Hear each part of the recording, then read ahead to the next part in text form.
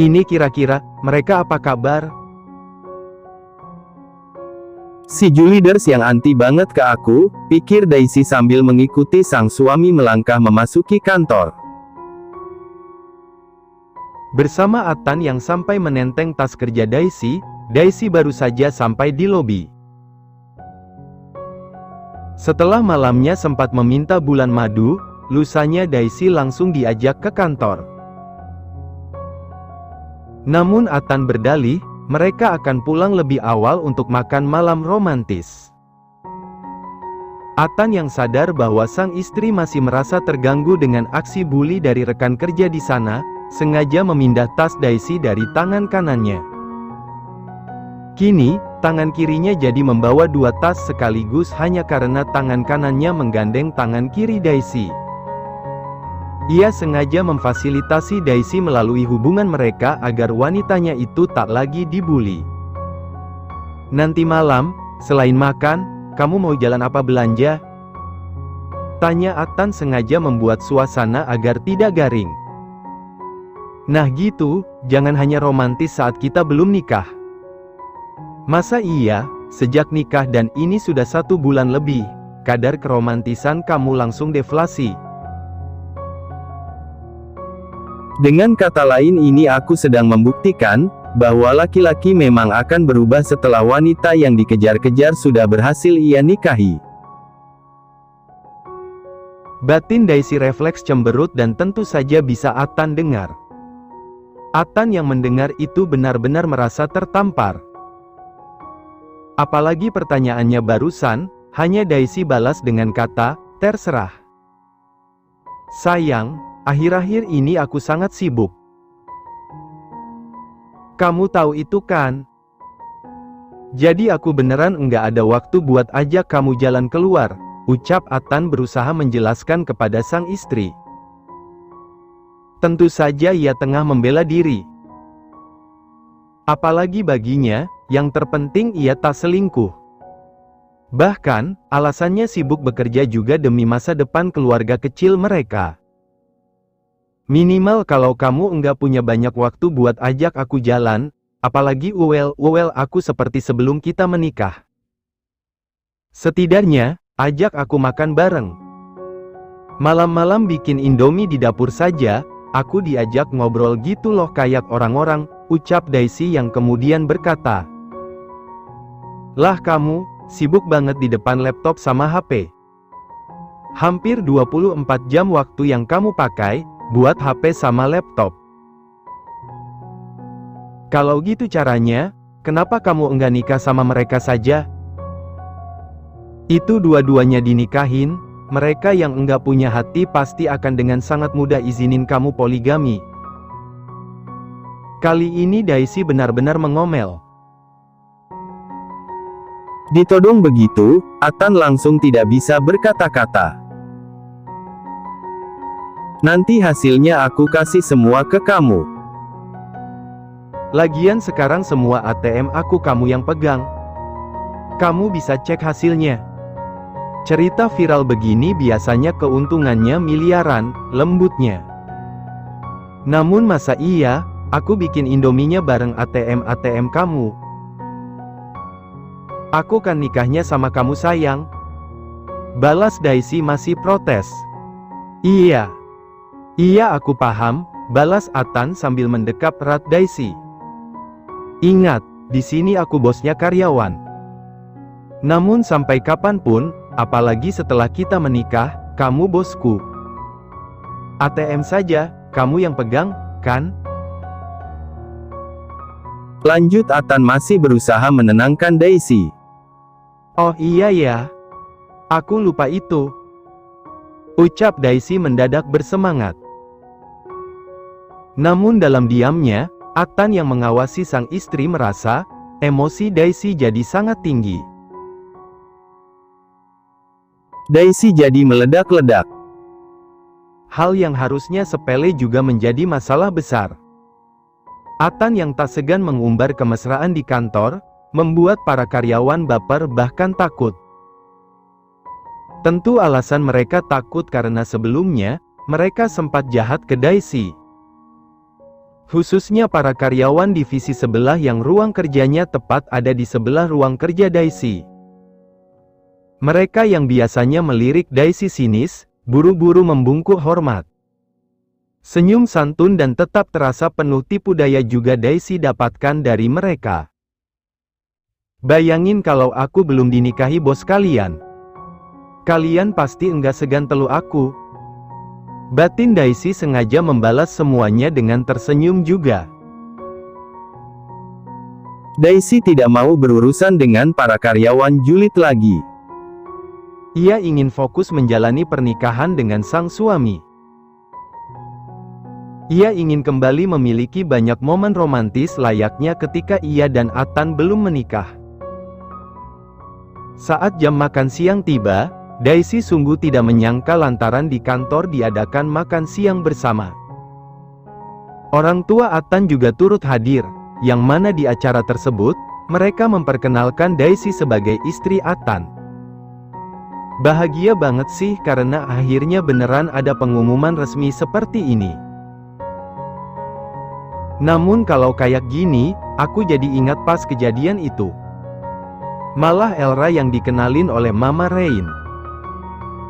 Ini aku jadi sedih banget ya. Sepertinya memang masih ada efek trauma yang belum bisa aku terima gara-gara kejadian itu, batin Daisy dan langsung diketahui oleh Atan. Atan yang bisa mendengarnya dan memang duduk di sebelah Daisy, berangsur menggenggam sebelah tangan Daisy. Ia tersenyum hangat dan sengaja membiarkannya hingga Daisy yang menatapnya membalasnya dengan hal serupa. Kalau dipikir-pikir, hidupku beneran sudah sempurna. Aku yang dulunya rakyat jelantah, sudah sepenuhnya menjelma menjadi Cinderella. Aku punya mertua yang sangat menyayangiku, suami yang gila kerja. Namun bagaimanapun keadaannya, bahkan meski aku sibuk marah-marah, sebenarnya aku sayang banget ke suamiku. Apalagi bisa jadi, alasan suamiku gila kerja biar beliau bisa beliin aku jet pribadi. Beli jet pribadi dengan hasil kerjanya sendiri karena dia enggak mungkin korupsi. Batin Daisy. Atan yang sempat kembali pusing karena kesibukannya bekerja justru membuat sang istri sangat kesepian, refleks tersenyum. Benar, Dimas dan mamanya sudah mendapat balasan? Tanya Daisy kepada Atan ketika mereka menggosok gigi sebelum tidur. Di depan wastafel yang asa di dalam kamar mandi milik Atan, keduanya yang berdiri bersebelahan, jadi bertatapan. Atan yang sempat bengong khas orang bingung berangsur mengangguk-angguk. Tangan kirinya yang tak memegang sikat gigi, berangsur mengelus-elus punggung Daisy.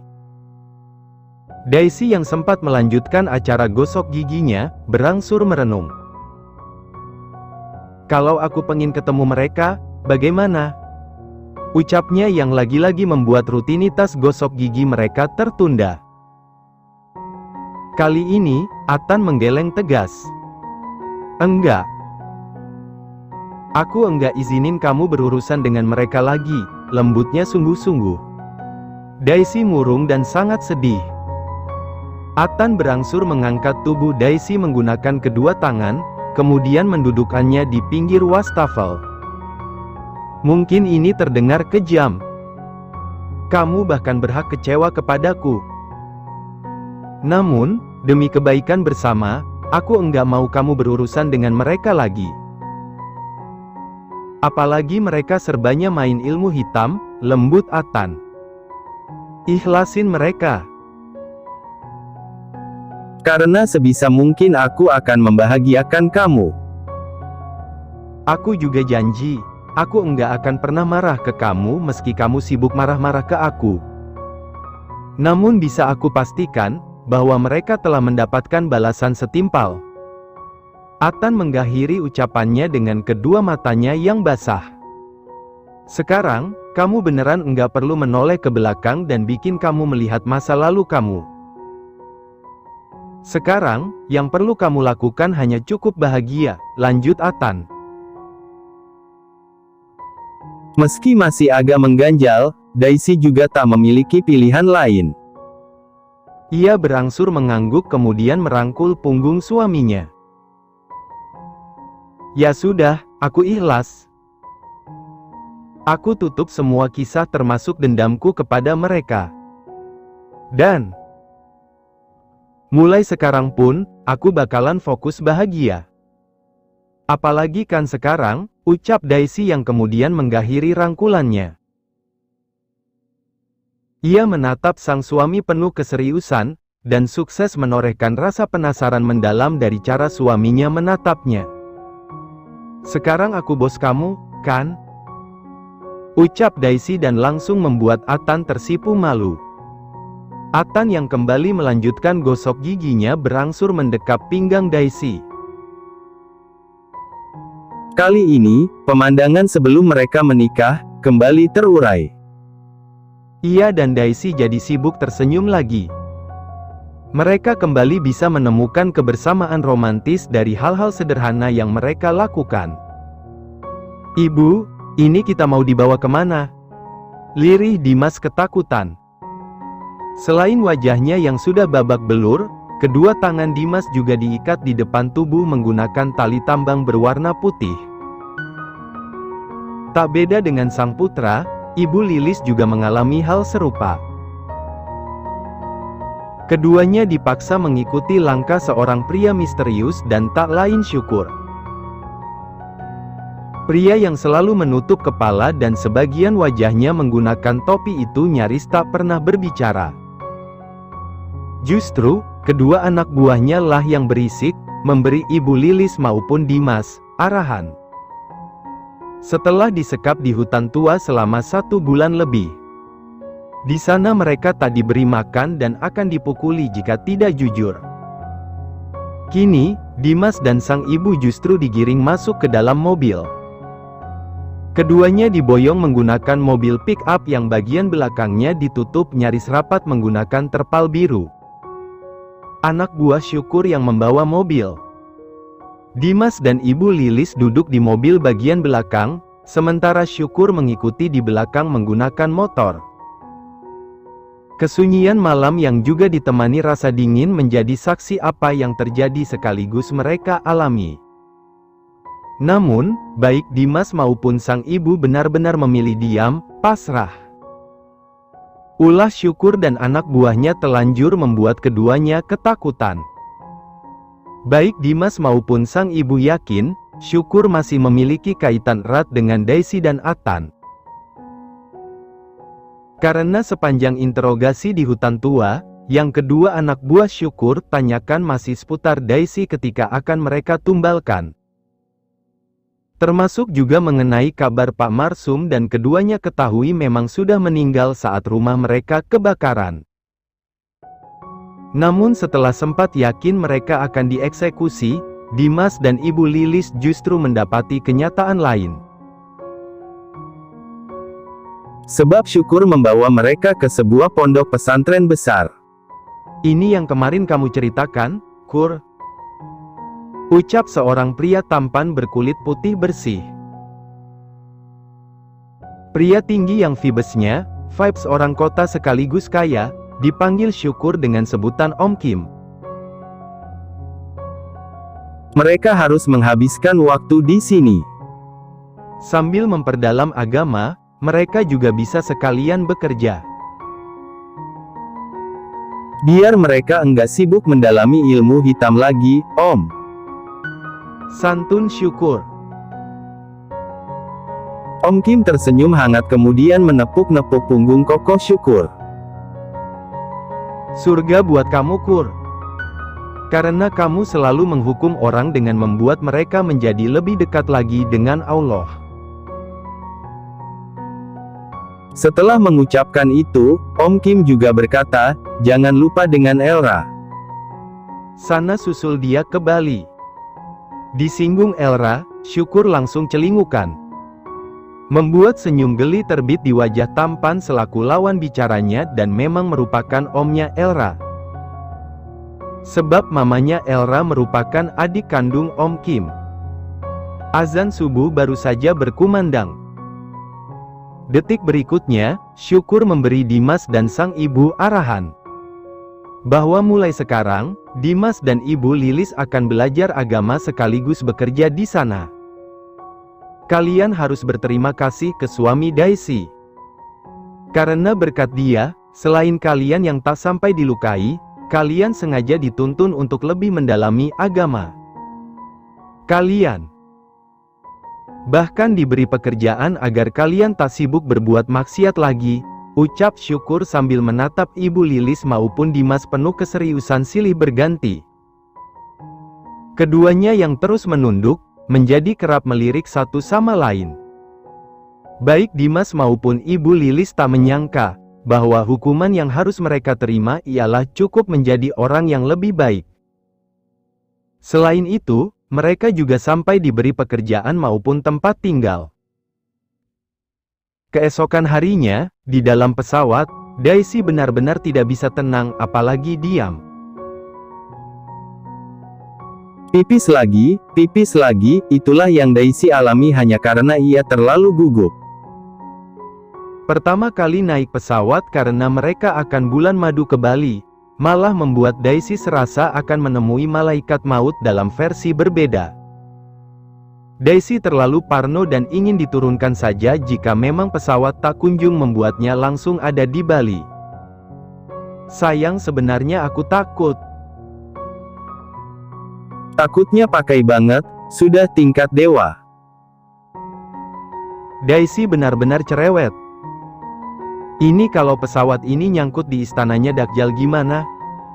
Di antara awan ada istananya Dakjal, kan? Aku pernah baca soalnya. Daisy masih heboh meski ia hanya berbisik-bisik. Namun dari tanggapan wajah Atan yang kelewat flat, Daisy yakin suaminya sudah pusing. Namun ketika pesawat jadi goyang-goyang, Daisy tidak bisa untuk tidak panik. Daisy langsung loncat dengan kedua tangan mendekap erat tengkuk Atan. Sedangkan Atan dengan sigap menangkap tubuh sang istri. Atan yang memakai kemeja lengan pendek dipadukan dengan celana pendek nuansa putih biru, juga sampai memakai topi pantai milik sang istri. Kenyataan Atan yang mengemban Daisy sambil memakai topi, langsung menyita perhatian. Sebagian dari mereka yang akhirnya mengetahui hubungan Daisy dan Atan, langsung menjuluki Atan sebagai pria yang sangat sabar. Bagi mereka, Atan itu suami idaman. Sudah, begini saja sampai pesawat mendarat. Enggak ada setengah jam lagi, kita pasti sampai, lembut Atan yang tak hanya memangku sambil terus mendekap Daisy. Karena ia juga sampai mencoba menidurkan sang istri. Sebelah tangannya sibuk mengelus-elus punggung Daisy. Sayang, kapan-kapan aku ingin ajak Daniel sama ibu naik pesawat begini juga. Biar mereka tahu, gini loh naik pesawat. Rasanya kayak apa ya? Lirih Daisy sengaja berbisik-bisik. Sebab hampir semua penumpang memang sibuk diam. Semuanya fokus dengan kesibukan masing-masing. Meski memang banyak juga yang tidur. Bisa diatur pas kamu sudah enggak takut naik pesawat, balas Atan. Sebenarnya aku enggak takut loh. Cuma agak gugup, elak Daisy yang langsung membuat Atan tersipu. Sayang, lihat keluar. Pagi menjelang siang yang sangat cerah, lembut Atan mengawasi suasana luar melalui jendela di sebelah. Awannya mirip permen kapas. Komentar Daisy lirih yang kemudian kembali merengek ke sang suami. Aku mendadak pengin permen kapas. Sekarang, mana ada? Paling nanti kalau sudah sampai, ucap Atan. Janji, ya. Lirih Daisy masih merengek. Di sore menjelang petang, Atan menuntun Daisy ke pantai. Namun, mereka bukan akan langsung menikmati indahnya matahari tenggelam. Karena sebelum mereka melakukannya, Daisy dan Atan yang sampai seragam memakai nuansa putih akan kondangan. Resepsi di pantai gini manis loh sayang. Apa di hutan sekalian? Namun andai di pantai, waktunya bagus jam segini. Biar enggak panas apalagi merusak kulit, komentar Daisy membiarkan Atan mengisi daftar tamu undangan. Sambil mengawasi suasana sekitar, Daisy juga kerap mematut penampilan Atan. Atan yang memakai setelan jas putih, sengaja ia benarkan dasi kupu-kupunya. Ulah Daisy membuat Atan tersipu. Atan menatap Daisy penuh cinta. Terlebih meski Daisy memang makin berisik, baginya istrinya selalu menjadi yang terbaik. Kita enggak boleh kalah dari pengantinnya. Apalagi kita sampai pakai pakaian bagus gini. Aku sampai didandani sama tukang rias mahal. Ya sudah. Ayo. Bisik Daisy langsung menggandeng mesra sang suami. Mereka memasuki tempat resepsi yang penuh bunga. Nuansa putih dan merah muda sungguh memanjakan mata mereka. Namun, ini benar-benar mengejutkan Daisy. Sebab semua orang terdekat mereka justru ada di sana. Mereka berpenampilan resmi juga layaknya Daisy dan Atan. Inna lillahi wa inna ilaihi rajiun. Ini apaan? Ini resepsi kita? Arreh. Setelah sempat tak bisa berkata-kata, Daisy langsung loncat kegirangan. Lagi-lagi Daisy mendekap tengkuk Atan erat menggunakan kedua tangan. Detik itu juga, orang-orang terdekat mereka termasuk itu orang tua mereka, mengguyur mereka menggunakan kelopak bunga mawar putih dan juga kelopak bunga mawar merah muda. Di antara semua anggota keluarga mereka yang berkumpul, Daisy melihat sang ayah. Layaknya anggota keluarganya yang lain, Pak Mario yang tubuhnya bercahaya juga memakai nuansa putih untuk penampilannya.